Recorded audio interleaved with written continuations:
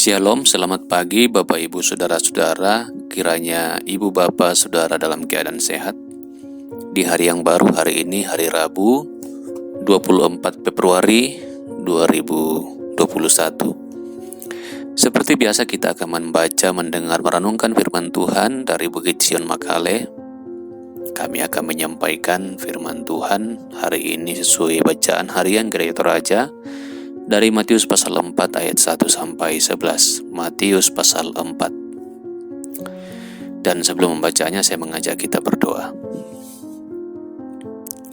Bapa di surga, kami bersyukur untuk segala kasih sayang-Mu, karunia-Mu, pertolongan-Mu, berkat-Mu yang tak terhitung. Terima kasih banyak. Kami akan membaca, kami akan mendengar firman Tuhan, merenungkannya.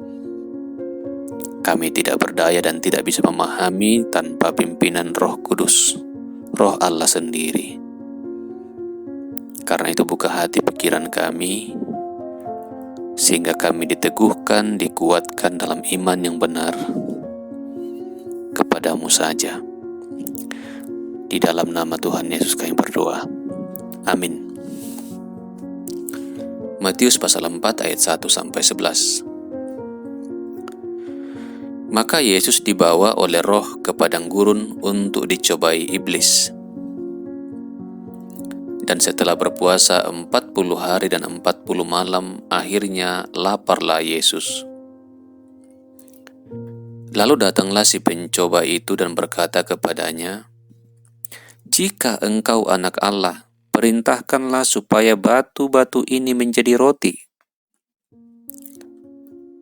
Tetapi Yesus menjawab, "Ada tertulis, manusia hidup bukan dari roti saja, tetapi dari setiap firman yang keluar dari mulut Allah." Kemudian iblis membawanya ke kota suci dan menempatkan dia di bubungan bait Allah. Lalu berkatalah kepadanya, "Jika engkau anak Allah, jatuhkanlah dirimu ke bawah, sebab ada tertulis mengenai engkau, Ia akan memerintahkan malaikat-malaikatnya, dan mereka akan menatang engkau di atas tangannya, supaya kakimu jangan terantuk kepada batu." Yesus berkata kepadanya, "Ada pula tertulis, janganlah engkau mencobai Tuhan Allahmu." Dan iblis membawanya pula ke atas gunung yang sangat tinggi, dan memperlihatkan kepadanya semua kerajaan dunia dengan kemegahannya, dan berkata kepadanya, "Semua itu akan kuberikan kepadamu jika engkau sujud menyembah aku." Maka berkatalah Yesus kepadanya, "Enyahlah iblis, sebab ada tertulis, engkau harus menyembah Tuhan Allahmu, dan hanya kepada Dia sajalah engkau berbakti." Lalu iblis meninggalkan dia, dan lihatlah malaikat-malaikat datang melayani Yesus. Amin. Bapak Ibu Saudara-saudara, dari Matius pasal 4 ayat 1 sampai 11 ini saya beri judul renungan, "Kalahkan Iblis dengan Firman Tuhan dan Roh Kudus." Kalahkan iblis dengan firman Tuhan dan Roh Kudus. Bapak Ibu Saudara-saudara, mungkin kita ketakutan dengan iblis, setan, poopok, batitong, dan sebagainya.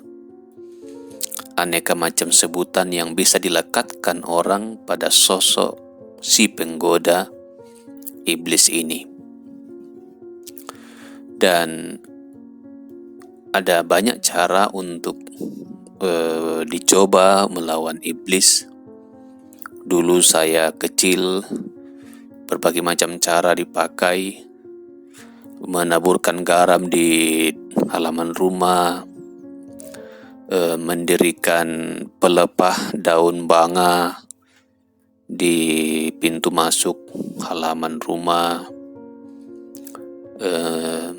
membuat sapu lidi berdiri di dinding, dan beberapa cara yang kami praktekkan zaman kami kecil. Ya maklumlah, karena kita memang takut. Saya tidak tahu, mungkin cara-cara ini masih digunakan, tapi kalau saya ke kampung dan melihat masih ada pelepah daun banga juga didirikan. Nah, biasanya itu katanya untuk menangkal roh jahat. Mungkin ada cara-cara lain yang biasa kita lakukan di rumah masing-masing atau pada pribadi masing-masing. Adakah yang mempan dari cara-cara ini? Bapak Ibu Saudara-saudara, dengan bacaan kita melihat bahwa Yesus baru mau memulai pelayanannya di dunia ini. Ketika firman Allah ini menjadi manusia, ia datang ke bumi sesudah ia dibaptis, dan Roh Kudus memimpin dia ke padang gurun untuk dicobai oleh iblis. Mengapa, Bapak Ibu Saudara? Kita juga bisa mengingat pencobaan terjadi ketika Adam dan Hawa di Taman Eden. Di Taman Eden melimpah dengan makanan dan minuman, tapi toh Adam dan Hawa juga jatuh ke dalam pencobaan iblis, dikalahkan oleh iblis. Berbeda dengan Yesus tidak dibawa ke tempat yang melimpah ruah makanan dan minuman. Dia dibawa ke padang gurun yang tandus, tidak ada makanan, tidak ada kehidupan. Mengapa dia harus dibawa oleh roh? Mengapa ia harus dicobai oleh iblis? Karena iblis adalah kekuatan yang tidak bisa dikalahkan oleh manusia. Iblis telah mengalahkan nenek moyang kita, Adam dan Hawa, membuat mereka jatuh ke dalam dosa, dan pada akhirnya kita juga. Dan karena itu lawan pertama yang harus dikalahkan oleh Yesus adalah iblis. Dan dalam pencobaan ini dia benar-benar mengalahkan iblis. Sekalipun iblis datang di hari ke-40 bacaan kita, ketika Yesus tidak makan dan minum selama 40 hari, siang dan malam tidak makan dan minum 40 hari, pada saat itulah iblis datang. Jadi iblis melihat kebutuhan dari Yesus sesudah 40 hari tidak makan dan tidak minum. Iblis tidak datang di hari pertama ketika dia masih kuat. Iblis tidak datang di hari kedua, hari ketiga, atau minggu pertama, minggu kedua. Iblis datang ketika Yesus sudah lapar dan haus, hari ke-40. Ini juga bisa terkait dengan 40 tahun perjalanan orang Israel di padang gurun, di mana Tuhan menguji mereka. Nah, Bapak Ibu Saudara-saudara, kembali ke Yesus. Dia sudah lapar dan iblis mengetahui kebutuhan itu. Kebutuhannya bukan soal pakaian, soal rumah, soal harta. Yang paling dibutuhkan oleh Yesus saat itu ketika dia lapar adalah makanan. Maka cobaan pertama yang dilakukan oleh iblis adalah, jika engkau anak Allah, jadikanlah supaya batu-batu ini menjadi roti. Jadi kebutuhan Yesus ia tahu. Kebutuhannya adalah makanan, bukan rumah, bukan pakaian, bukan hal-hal yang lain. Dia lapar, maka kebutuhannya adalah roti. Dan juga yang kedua adalah iblis secara sengaja menggunakan istilah jika engkau anak Allah ini supaya ia ingin Yesus takluk. Karena kalau Yesus mau betul-betul membuktikan bahwa ia anak Allah, maka godaan ini akan dia ikuti. Tapi Yesus tidak begitu. Yesus tidak mosi, Yesus tidak ketendeng-tendengan, Yesus tidak mengingkari dirinya dengan mengikuti cara iblis, tidak.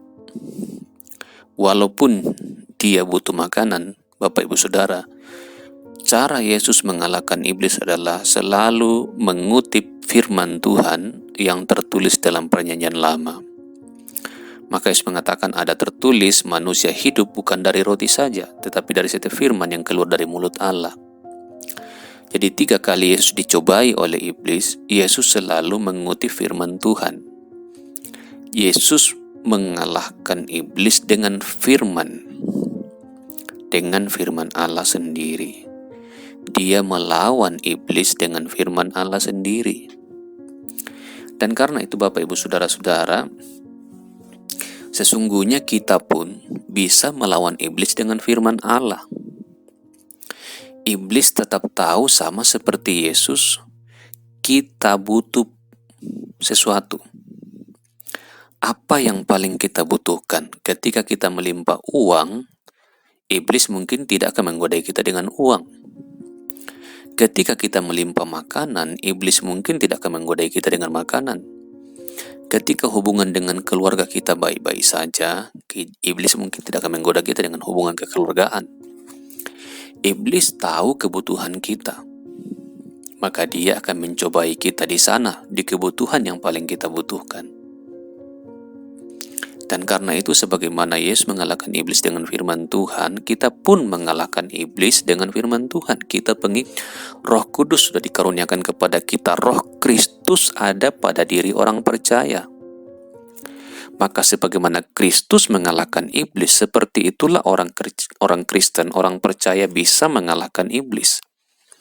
Di 1 Petrus pasal 5 dikatakan, sadarlah dan berjaga-jagalah, lawanmu si iblis berjalan keliling sama seperti singa yang mengaum-ngaum dan mencari orang yang dapat ditelannya. Artinya iblis memang tidak akan pernah berhenti. Dia terus berkeliling sama seperti singa. Singa hanya bisa hidup dengan mangsa. Maka hal sehari-hari yang dilakukan oleh singa adalah mencari mangsa. Seperti itulah iblis. Hal yang akan dilakukan oleh iblis adalah mencari mangsa. Mencari orang-orang yang dapat ditelannya, digodanya, dan dibawanya bersama-sama dengan dia jauh dari hadirat Tuhan, mengalami kebinasaan selamanya. Maka 1 Petrus pasal 5 ayat 9 melanjutkan, lawanlah dia dengan iman yang teguh. Lawanlah dia dengan iman yang teguh. Iblis bisa dilawan dengan iman yang teguh, dan iman yang teguh ini berlandaskan pada firman Tuhan dan pada keyakinan bahwa Roh Kristus bersama dengan kita. Jadi iblis tidak bisa dilawan dengan pelepah pohon banga, iblis tidak bisa dilawan dengan garam, iblis tidak bisa dilawan dengan jimat, dengan magic, dan sebagainya. Iblis hanya bisa dilawan dengan Roh Kristus sendiri, Roh Allah sendiri, yang dikaruniakan kepada setiap orang yang percaya kepadanya. Maka dalam diri setiap orang percaya ada dua roh, roh dirinya sendiri dan Roh Allah sendiri. Roh Allah diam di dalam kita. Dengan kekuatan Roh Allah inilah kita bisa melawan iblis dengan pertolongan firman Tuhan yang kita baca setiap hari, kita renungkan setiap hari. Karena itu isilah hidup kita dengan firman Tuhan setiap hari. Jangan pernah lalai membaca firman Tuhan, merenungkannya, mendengarkannya setiap hari. Biasakanlah mendengarkan firman Tuhan, merenungkannya, karena dengan cara itu, dengan kekuatan Roh Kudus, firman Tuhan itu diubahkan untuk bisa melawan kekuatan iblis. Seperti apapun kekuatan iblis menggoda kita. Yakinlah Bapak Ibu Saudara, kita bisa mengalahkan iblis karena pertolongan Tuhan. Terpujilah Dia. Amin. Kita berdoa. Kami bersyukur Tuhan Allah kami, Engkau sungguh baik. Yesus sudah mengalahkan kekuatan jahat, kekuatan iblis. Yesus mengalahkan maut dengan kebangkitan dari orang mati. Sehingga kami orang percaya tidak takut apa-apa lagi. Di dalam Kristus kami adalah pemenang. Kami bisa mengalahkan iblis. Iblis tidak akan mundur sampai saatnya nanti dibinasakan total ketika Kristus datang nanti. Tetapi kami bisa mengalahkannya saat ini dengan firman Tuhan, dengan Roh Kudus yang ada dalam diri kami. Terima kasih Tuhan, berkati negara kami, berkati bangsa kami, peliharalah pemerintah kami berhikmat, perjuangan melawan COVID dengan vaksinasi, dengan berbagai macam cara. Berkatilah ya Tuhan, suatu waktu boleh tuntas perjuangan ini. Berkati sesama kami yang miskin, yang menderita, yang tidak punya makanan, tidak punya minuman, dilanda musibah, bencana alam. Tuhan pelihara mereka semua. Dan ajar kami semua mengasihi sesama kami, kasihani sama kami yang sakit, pulihkan mereka yang berduka, dihibur senantiasa. Engkau mengenal kami satu persatu. Ampuni salah dosa kami berdoa kepada Bapa dalam nama Tuhan Yesus Kristus. Amin.